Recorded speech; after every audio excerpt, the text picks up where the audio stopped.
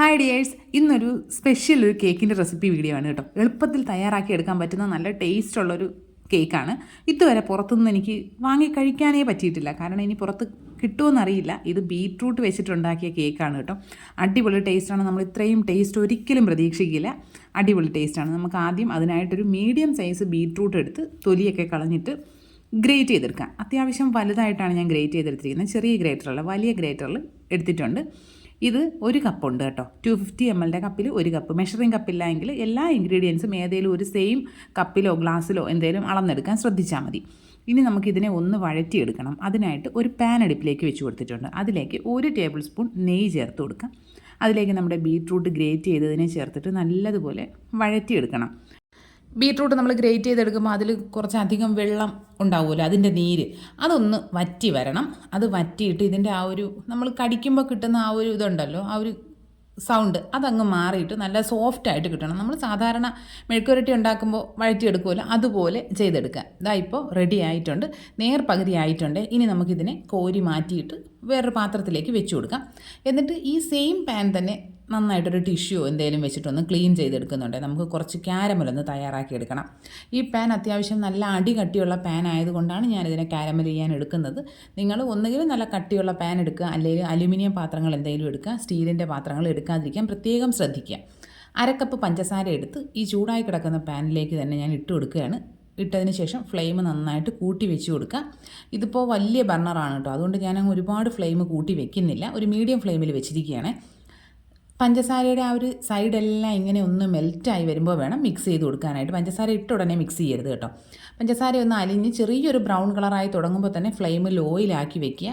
എന്നിട്ട് ഈ പഞ്ചസാര മുഴുവനായിട്ടും അലിഞ്ഞ് ഒരു ബ്രൗൺ കളറായി മൊത്തത്തിൽ ഇങ്ങനെ പതഞ്ഞൊന്ന് വരുന്ന സമയമാകുമ്പോൾ വേണം നമുക്കിതിലേക്ക് വെള്ളം ചേർത്ത് കൊടുക്കാനായിട്ട്. നിങ്ങൾ ക്യാരമൽ ചെയ്യുമ്പോൾ പ്രത്യേകം ശ്രദ്ധിക്കുക, പെട്ടെന്ന് കരിഞ്ഞു പോകാനുള്ള സാധ്യതയുണ്ട്. ഇതാ ഇപ്പോൾ പഞ്ചസാര മുഴുവനായിട്ടും അലിഞ്ഞൊരു ചെറുതായിട്ടൊന്ന് പതഞ്ഞ് വന്നപ്പോൾ ഞാൻ അതിലേക്ക് വെള്ളം ചേർത്ത് കൊടുത്തിട്ടുണ്ട് കേട്ടോ. 1/2 കപ്പ് വെള്ളമാണ് ചേർക്കുന്നത്. എപ്പോഴും ചൂട് വെള്ളം ചേർക്കാൻ ശ്രദ്ധിക്കുക. ഞാനിപ്പോൾ പച്ചവെള്ളമാണ് ചേർത്തിരിക്കുന്നത്, അതുകൊണ്ടാണ് ഈ പഞ്ചസാര പെട്ടെന്ന് കട്ടിയായിപ്പോയി.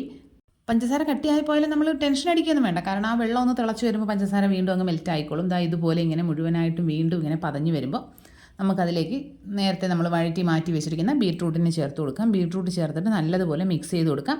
ഇനി ഈ ബീറ്റ്റൂട്ടിലെ ആ ഒരു ഷുഗർ സിറപ്പ് മുഴുവനായിട്ടും അങ്ങ് പിടിച്ച് നല്ലതുപോലെ ഒരു ബീറ്റ്റൂട്ട് കടിക്കുമ്പോൾ ചെറിയൊരു മധുരം കിട്ടും നമുക്ക്. ആ ഒരു അവസ്ഥയിലായി കിട്ടണം. പിന്നെ നമ്മൾ ശ്രദ്ധിക്കേണ്ട കാര്യം, ബീറ്റ്റൂട്ട് ഇതിലേക്ക് ഇട്ട് ഒരുപാട് അങ്ങ് വറ്റിച്ച് ഡ്രൈ ആക്കി എടുക്കരുത്. ഡ്രൈ ആക്കി എടുത്തു കഴിഞ്ഞാൽ ഇരുന്ന് തണുക്കുന്നതിനനുസരിച്ച് വീണ്ടും ഭയങ്കരമായിട്ട് കട്ടയായി പോകും. പിന്നെ നമുക്ക് മിക്സ് ചെയ്തെടുക്കാനൊന്നും പറ്റില്ല, വീണ്ടും അടുത്ത ക്യാരമൽ തയ്യാറാക്കേണ്ടി വരും. അതുകൊണ്ട് ചെറിയൊരു വെള്ളത്തോടു കൂടി തന്നെ അത് നമുക്ക് ഫ്ലെയിം ഓഫ് ചെയ്ത് മാറ്റി വെക്കാവുന്നതാണ്. ഇപ്പോൾ ചെറിയ വെള്ളം അതിലുണ്ട്, അത് അങ്ങനെ തന്നെ ഇരുന്നോട്ടെ. ഇനി നമുക്ക് മാറ്റി വേറൊരു പാത്രത്തിലിട്ട് വെക്കണം, നല്ലതുപോലെ ചൂടാറി കിട്ടണം. ഇനി നമുക്ക് വേറൊരു മിക്സിയുടെ ജാറിലേക്ക് 1/2 കപ്പ് പഞ്ചസാരയിലേക്ക് 3 ഗ്രാമ്പൂവും 2 ഏലക്കായും ചേർത്തിട്ടുണ്ട്. ഇതെല്ലാം കൂടി നല്ലതുപോലെ ഒന്ന് പൊടിച്ചെടുക്കാം. നമ്മുടെ മിക്സിയുടെ ജാറ് നല്ലതുപോലെ തുടച്ച് ഉണക്കി എന്ന് ഉറപ്പാക്കിയതിന് ശേഷമേ ഇങ്ങനെ ചെയ്യാൻ പാടുള്ളൂ. നമ്മൾ എടുക്കുന്ന എല്ലാ സാധനങ്ങളും ക്ലീൻ ആയിരിക്കണം, നനവൊന്നും ഉണ്ടാവാൻ പാടില്ല. പഞ്ചസാര പൊടിച്ചതിനെ അവിടെ മാറ്റി വെച്ചിട്ടുണ്ട്. ഇനി നമുക്ക് വലിയൊരു ജാർ എടുക്കാം. അതിലേക്ക് 2 മുട്ട പൊട്ടിച്ചൊഴിക്കുക. മുട്ട എടുക്കുമ്പോൾ റൂം ടെമ്പറേച്ചറിലുള്ള മുട്ടയായിരിക്കണം, പ്രത്യേകം ശ്രദ്ധിക്കണം. ഫ്രിഡ്ജിൽ വെച്ച മുട്ട ഒരിക്കലും എടുത്ത് ഉപയോഗിക്കരുത്, കേക്കിൻ്റെ ടെക്സ്ചർ തന്നെ മാറിപ്പോകും കേട്ടോ. ഇനി മുട്ടയിലേക്ക് നമുക്ക് 1 ടീസ്പൂൺ വാനില എസൻസ് ചേർത്ത് കൊടുക്കാം. വാനില എസൻസ് കൂടി ചേർത്തിട്ട് ഹൈ സ്പീഡിൽ ഒരു 30-35 സെക്കൻഡോളം അടിച്ചെടുക്കാവുന്നതാണ്. ഇനി അടിച്ചെടുത്ത മുട്ടയിലേക്ക് നമ്മൾ നേരത്തെ പൊടിച്ചു വെച്ചിരിക്കുന്ന പഞ്ചസാര ഉണ്ടല്ലോ, പഞ്ചസാര മുഴുവനായിട്ടും ചേർത്ത് കൊടുക്കണം. പഞ്ചസാരയും ചേർത്തിട്ട് ഹൈ സ്പീഡിൽ ഒരു 30-35 സെക്കൻഡോളം അടിക്കാവുന്നതാണ്. ഇനി നമുക്ക് പഞ്ചസാരയും കൂടെ അടിച്ചെടുത്തതിന് ശേഷമാണ് ഇതിലേക്ക് ഓയിൽ ചേർക്കേണ്ടത്. ഓയിൽ ചേർക്കുമ്പോൾ നമ്മൾ ശ്രദ്ധിക്കേണ്ട ഒരു കാര്യം എന്തെന്ന് വെച്ചാൽ, ഓയിൽ ചേർത്തതിന് ശേഷം ഒരിക്കലും ഹൈ സ്പീഡിൽ അടിക്കാൻ പാടില്ല. ലോ സ്പീഡിലിട്ടൊരു 10 സെക്കൻഡ് മാത്രമേ അടിക്കാവുള്ളൂ. ഞാനിപ്പോൾ സൺഫ്ലവർ ഓയിലാണ് ചേർത്തിരിക്കുന്നത്. നിങ്ങൾക്ക് വേണമെങ്കിൽ ബട്ടർ മെൽറ്റ് ചെയ്ത് ചേർക്കാവുന്നതാണ്. അങ്ങനെയാണെങ്കിൽ കുറച്ചുകൂടി അധികം ടേസ്റ്റ് ഉണ്ടാവുമേ. പിന്നെ ഒലിവ് ഓയിൽ ചേർക്കാവുന്നതാണ്. എൻ്റെ ഒരു ക്യാരറ്റ് കേക്കിൻ്റെ വീഡിയോയിൽ ആരോ ചോദിച്ചിരുന്നു നെയ്യ് ചേർക്കാമെന്ന്. നെയ്യ് ചേർത്ത് കഴിഞ്ഞാൽ അതിൻ്റെ ആ ഒരു മണം തന്നെ വേറെയാണ്, അതുകൊണ്ട് നെയ്യ് ചേർക്കില്ല. ഇപ്പോൾ ഓയിലും കൂടെ ചേർത്തിട്ട് നല്ലതുപോലെ അടിച്ചെടുത്തിട്ടുണ്ടേ. ഇനി നമുക്ക് ഈ മുട്ടയും ഓയിലും പഞ്ചസാരയും കൂടെ മിക്സ് ചെയ്ത ബാറ്റർ നമ്മുടെ ബീറ്റ്റൂട്ടിൻ്റെ ക്യാരമലിലേക്കാണ് ചേർക്കേണ്ടത്. അപ്പോൾ നമ്മൾ പ്രത്യേകം ശ്രദ്ധിക്കേണ്ട കാര്യം, ബീറ്റ്റൂട്ടിൻ്റെ ക്യാരമൽ നല്ലതുപോലെ തണുത്തിട്ടുണ്ടാവണം. ചെറിയൊരു ചൂട് പോലും ഉണ്ടാവാൻ പാടില്ല. നമ്മളിങ്ങനെ വിരൽ വെച്ച് തൊട്ട് നോക്കുമ്പോൾ വളരെ ചെറിയ ചൂട് അനുഭവപ്പെടുന്നുണ്ടെങ്കിൽ തന്നെയും അത് തണുത്തതിന് ശേഷമേ ഈ മുട്ട അതിലേക്ക് ചേർക്കാൻ പാടുള്ളൂ. ഇല്ലെങ്കിൽ മുട്ടയാണ് പെട്ടെന്ന് അതങ്ങ് കുക്കായി പോവും. അതുകൊണ്ട് പ്രത്യേകം ശ്രദ്ധിക്കുക. ബീട്രൂട്ട് നല്ലതുപോലെ ചൂടാറിയതിന് ശേഷം നമ്മുടെ മുട്ടയുടെ മിക്സ് അതിലേക്ക് ചേർത്ത് കൊടുത്തിട്ട് നല്ലതുപോലെ യോജിപ്പിച്ചെടുക്കുക. അതും കുത്തി ഇളക്കി മിക്സ് ചെയ്യരുത്, ഒരു സൈഡിലേക്ക് മാത്രം മിക്സ് ചെയ്തെടുക്കുക. നമ്മുടെ മുട്ടയും ബീട്രൂട്ടും എല്ലാം കൂടി നല്ലതുപോലെ മിക്സ് ചെയ്തതിന് ശേഷം ഇനി ഒരു അരിപ്പ വെച്ച് കൊടുത്ത് അതിലേക്ക് 250 ml കപ്പിൽ 1 കപ്പ് മൈദയും 1 ടീസ്പൂൺ ബേക്കിംഗ് പൗഡറും 1/4 ടീസ്പൂൺ ബേക്കിംഗ് സോഡയും 1 നുള്ളുപ്പും കൂടി ചേർത്ത് കൊടുക്കുന്നുണ്ട്.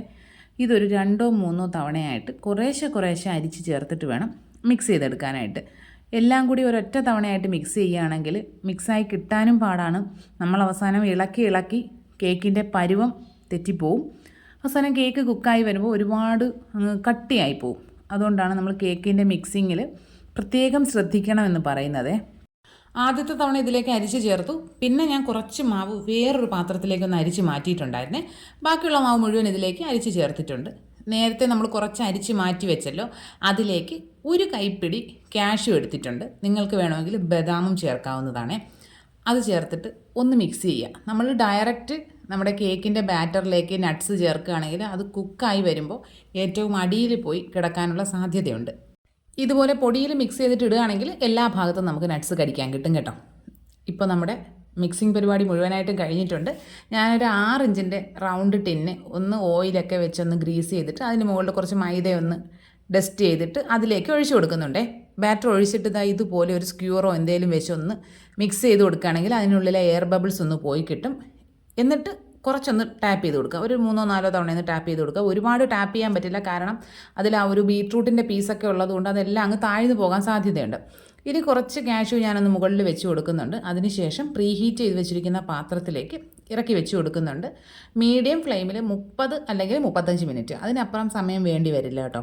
ഒരു 30 മിനിറ്റ് ആയപ്പോൾ തന്നെ എനിക്ക് കുക്കായി കിട്ടിയിട്ടുണ്ടായിരുന്നു. നിങ്ങൾ ഓവനിലാണ് ചെയ്യുന്നതെങ്കിൽ 180 ഡിഗ്രിയിൽ ഒരു 30 മിനിറ്റ്സ് ആദ്യം വെച്ച് നോക്കുക. എന്നിട്ട് തുറന്ന് കുത്തി നോക്കിയതിന് ശേഷം അതിൽ പറ്റിപ്പിടിക്കുന്നു എന്നുണ്ടെങ്കിൽ ഒരു 5 മിനിറ്റ് കൂടെ വെക്കാവുന്നതാണ്. എനിക്കിപ്പോൾ 30 മിനിറ്റ് ആയപ്പോൾ കുക്കായി കിട്ടി. പിന്നെ നിങ്ങളുടെ പാത്രത്തിൻ്റെ അളവ്, അടുപ്പിൻ്റെ ചൂട് ഇതൊക്കെ അനുസരിച്ച് വ്യത്യാസം ഉണ്ടാവും. അതൊന്ന് ശ്രദ്ധിച്ചോളുക. ഇപ്പോൾ നമ്മുടെ കേക്ക് നന്നായിട്ട് തണുത്തിട്ടുണ്ട്. സൈഡെല്ലാം ഒരു കത്തി വെച്ചൊന്ന് വിടുവിച്ചതിന് ശേഷം ഒരു പാത്രത്തിലേക്ക് കമഴ്ത്തി കൊടുത്താൽ അടിപൊളിയായിട്ട് ഇങ്ങനെ ഡീമോൾഡ് ചെയ്ത് കിട്ടും. അടിപൊളി ടേസ്റ്റാണ്. നിങ്ങൾ ഇതുവരെ ഇങ്ങനൊരു റെസിപ്പി ട്രൈ ചെയ്ത് നോക്കിയിട്ടില്ലെങ്കിൽ എന്തായാലും ട്രൈ ചെയ്ത് നോക്കണം. ഏകദേശം ഒരു 20-25 മിനിറ്റ് ആകുമ്പോൾ തന്നെ നമ്മൾ അടുക്കള മുഴുവൻ ഒരു മണം ഇങ്ങനെ നിറയും. ഭയങ്കര മണമാണ് കേട്ടോ. എന്തായാലും ട്രൈ ചെയ്ത് നോക്കാം. ഞാനിപ്പോൾ ഒരു ചെറിയൊരളവിലാണ് ചെയ്തത്. ഇതിനേക്കാളും വലിയൊരളവിൽ ചെയ്തിട്ട് ഞാൻ എൻ്റെ മോൻ്റെ സ്കൂളിലേക്ക് കൊടുത്തു വിട്ടിട്ടുണ്ടായിരുന്നു ഫുഡ് ഫെസ്റ്റിന്. എല്ലാവരും നല്ല അഭിപ്രായമാണ് പറഞ്ഞത്, അടിപൊളിയെന്ന് പറഞ്ഞിട്ടുണ്ടായിരുന്നു. അപ്പോൾ എല്ലാ കൂട്ടുകാരും ട്രൈ ചെയ്ത് നോക്കുക. ഫീഡ്ബാക്ക്സ് കമൻറ്റ് ബോക്സിൽ അറിയിക്കുക. വീഡിയോ ഇഷ്ടപ്പെട്ട് കഴിഞ്ഞാൽ ലൈക്ക് ചെയ്യുക, കമൻറ്റ് ചെയ്യുക, ഷെയർ ചെയ്യുക, ചാനൽ സബ്സ്ക്രൈബ് ചെയ്യുക.